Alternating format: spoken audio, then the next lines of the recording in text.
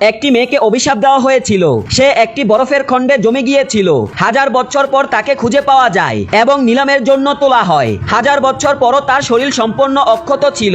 গুজব ছিল যে তার রক্তে সব রোগের চিকিৎসা সম্ভব। এই কথা শুনে সবাই তাকে নিজের করে নিতে চায়। একজন বিলিয়নিয়ার 15 বিলিয়ন টাকা দিয়ে তাকে কিনে নেয়। ঠিক যখন সে মেয়েটিকে ছুতে যায়, হঠাৎ করে সে বিদ্যুতের ঝাঁকুনি খেয়ে মাটিতে পড়ে যায়। শেষে একজন সিউ 30 বিলিয়ন দিয়ে তাকে কিনে নেয়। বরফের কফিনে মেয়েটিকে দেখে সিউ তাকে ছোঁয়ার চেষ্টা করে, আর যখন তিনি বরফের কফিনে হাত রাখে তখন তার হাত আটকে যায়। হঠাৎ যখন সিউ তার রক্ত মুখে নেয় তখন ঘরটা কাঁপতে শুরু করে। 1000 বছর ঘুমিয়ে থাকা মেয়েটি জেগে উঠে। ধীরে ধীরে সে বরফের কফিন থেকে বেরিয়ে আসে। তার সৌন্দর্য দেখে সিউ হতবাক হয়ে যায়। পর মুহূর্তেই মেয়েটি তার হাত বাড়িয়ে তাকে ধরতে বলে। সিউ চুপচাপ থাকলে সে নিজেই তাকে ধরে ফেলে। পরে সিউ তাকে নিয়ে বাড়িতে যায়। হঠাৎ করে সিউর অসুস্থতা বেড়ে যায়। মেয়েটি বাধ্য হয়ে তার হাত বাড়িয়ে দেয়। সে নিজের রক্ত দেওয়ার জন্য ছুরি হাতে নেয়, কিন্তু সিউ তাকে থামিয়ে দেয়। এরপর তার শরীরের আগুনের মতো বিষ হঠাৎ কমে যায়। বিলিয়নিয়ার সেই মেয়েটিকে নিজের পোষা প্রাণীর মতো রেখে দেয়। তিনি তার নাম দেয় জেনিফার। এক অধ্যন্ত কর্মচারী বিলিয়নিয়ারকে জানায় কেউ প্রতিশোধ নিতে এসেছে।